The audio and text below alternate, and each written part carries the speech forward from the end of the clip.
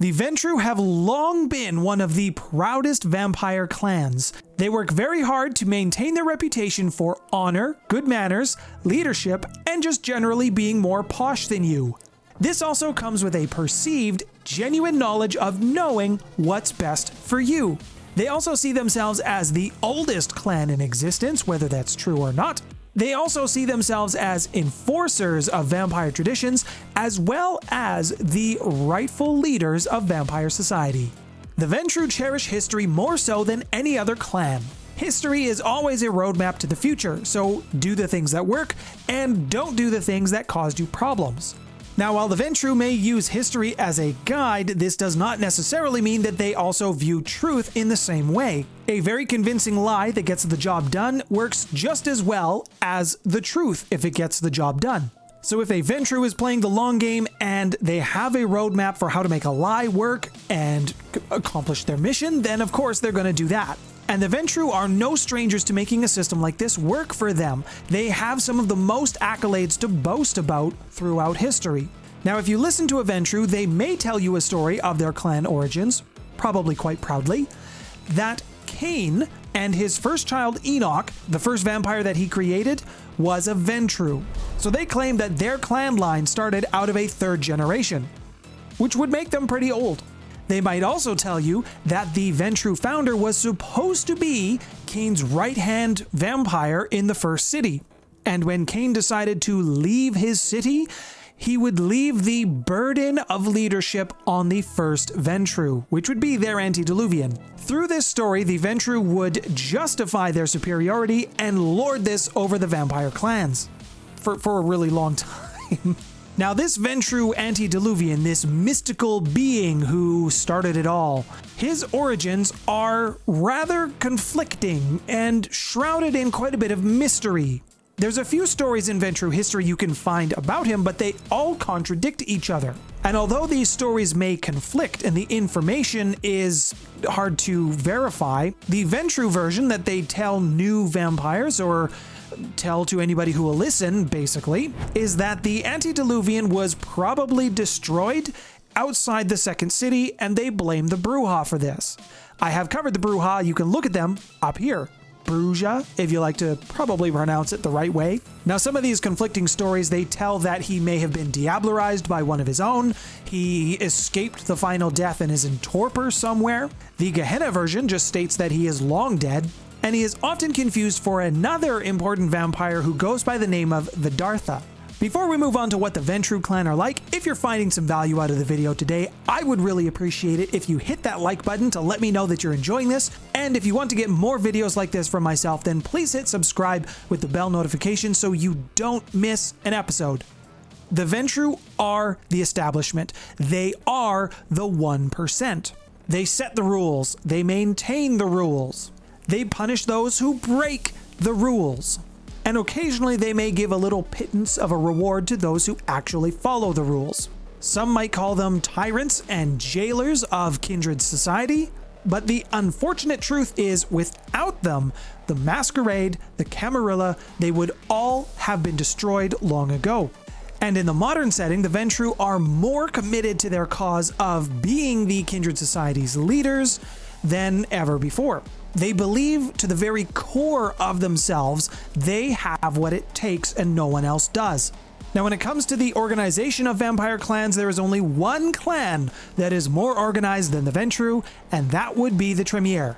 Even knowing that they are second best in terms of organization, the Ventrue do still take pride knowing that everyone has a place and everyone is working as they should in their role. Within Ventrue society, there is only one way to increase your standing, and that is with Dignitas. This is a Roman Latin word for dignity. Dignitas is an internal system that is used to rank themselves or give status within the Ventrue clan. For Ventrue, their Dignitas is measured by... I'm an adult. For a Ventrue, their Dignitas is measured by their responsibility that they can take on or are trusted with, as well as their reputation. Now, advancement in the Ventrue society is not something that's exactly linear. You don't simply just move from one rank to the next, or down depending on if you've done a good or bad job. You do get to move up in rank as your abilities allow and your personal fortunes. And the Ventrue actually like it this way. Because this is such an exclusive club, it's such an exclusive clan, the elders within the clan use this promise of future rank, future status for the younger generation vampires as that little like dangly carrot, promising them that they can have a better future and to just stick it out. It should also be unsurprising that based on the fact that they're using a Latin word to describe dignity, that they borrow very heavily from the Roman system. It has of course been modified to be way less democratic. Now when it comes to also being part of this exclusive club, you don't just get in, it's almost an invite-only system. You must be considered worthy first before you can be embraced by somebody who's already in the clan. So this usually means that new vampires have a bit of a vetting process. The prospective vampire is consulted with first from the elders, there's a bit of a gathering, a tribunal, some sort of get to know who this person is without that person actually being there. You gotta make sure that they meet the high standards for the Great Undead Club. New vampires or neonates who find themselves falling out of favor with the Ventrue because they don't meet their high standards for whatever reason, they find themselves getting the cold shoulder. They will be shunned. They will not be invited to the exclusive events that you get to hobnob with all the other important vampires. No more ass kissing for you. When it comes to the structure of the Ventrue clan, there are two models that you need to follow. One for the clan as a whole, and one for the clan at the city level. If you start off with the total clan hierarchy, it is led by an Ephorate. This person is supposed to arbitrate disputes within the clans. They are also responsible for choosing their representatives for the inner circle of the Camarilla, and just generally maintaining the unity of the entire clan. No pressure. Beneath the Ephorate, you have the Strategoi. I believe I'm pronouncing that right. Strategoi? The Strategoi are responsible for enforcing and protecting the Ephorate. They have access to the Lictors. Now, these are specific field agents. They usually specialize in one thing: warfare, finance. The Lictors act based on the directions of the Strategoi. Then the lowest rank for the Ventrue, you're looking at the Tribunes. These are messengers. They deliver the instructions from the Ephorate to the Strategoi, the Lictors, whoever. At the city level, the Ventrue will organize themselves into institutions called Garusha. Garusia? Whichever is the correct pronunciation. Garusha. That's what I'm gonna say. This board or council of Garusha is headed by a praetor. The praetor is then counseled by the aediles. The aediles are then served by the questors who carry out their instructions. Think of them as lower management. And the aediles, they're middle management. And then finally we get to the bottom of the barrel. These are vampires that have literally no responsibility, no prestige. They are called Aaron. Now the Ventrue, they do have a superiority complex, like I mentioned earlier. This also comes out in the mortals that they interact with. Most vampires are at least social enough that they could communicate with mortals on the street. The Ventrue, they don't really do that. They don't do the lowly. They will have their meetings in private booths, in the bars. They will do their meetings across boardrooms. Time is money to a Ventrue. They have a lot of time, but the mortals that they deal with, they tend to have this same kind of mentality. Most Ventrue have very little interest in forming any sort of meaningful relationship. When the Ventrue clan does have to deal with mortals or go into just regular society, they will usually do so from a position of power. They will be executives in a corporation. They will be silent partners in major businesses, clubs with restricted members. This is kind of their thing. They've even been known to get involved in politics, not going for like presidency or anything like that, but they do sometimes get involved. And they are usually dressed to match their positions of power. They don't go for the dull formality. They're still dressed nicely, but they will usually stand out in a room of other business people. And they will usually have a spare outfit just in case they get some blood spilled on them so that they can have something to change into to not have that embarrassing stain. Now, there really aren't that many clan variants when it comes to the Ventrue. Because of their staunchness and rigidity when it comes to keeping the bloodline pure, they at best rejected any other bloodline that they didn't consider to be pure. Normally, the main clan is associated with the Romans or the Christian Europeans, but there is a clan variant known as El Hijazi. This bloodline claims to descend from native Arabian lineages. This bloodline has adopted Islam, and they are full members of the Ashira. But having said that, there just really isn't that many of them. Even though there aren't that many of them, they do have some considerable financial, political, as well as religious power when it comes to the Arabian Peninsula.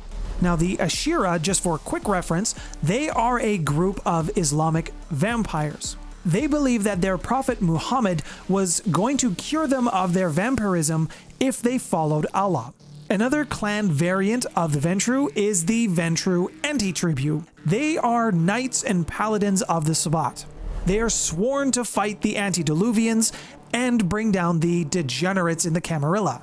They believe that the formation of the Camarilla is a failure and only failed vampires will follow them. They also tend to believe that humans are just good for food and cattle, and to treat the humans as anything less, then you're basically no better than the disgusting Camarilla.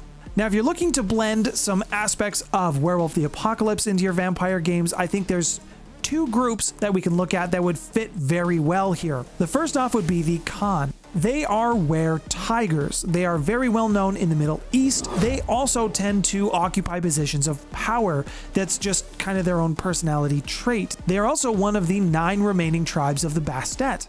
They are noble, they are honorable, they see themselves as the bulwarks against darkness, and it's a bit of an obligation for them to protect those who cannot protect themselves.